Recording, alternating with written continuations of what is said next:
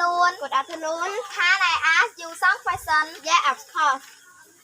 What time do you get up? I get up at 5:30. What time do you have breakfast? I have breakfast at 6:30. What time do you go to school? I go to school at 6:45. What time do you arrive school? I arrive school at 6:55. What time do you raise the flag? I read the flag at 7 o'clock. What time do you start classes? I start classes at 7:15. What time do you finish your classes? I finish my classes at 11:30. What time do you leave school? I leave school at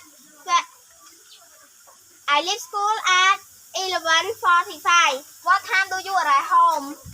I arrive home at 12 o'clock. What time do you have lunch?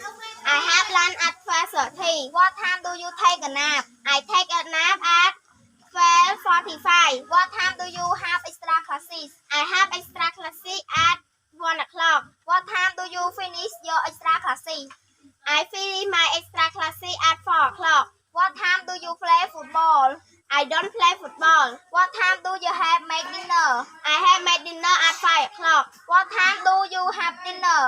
I have dinner with my family at 6:30. What time do you read books? I read book at 1 o'clock. What time do you review the lesson? I review the lesson at 1 o'clock. What time do you go to bed?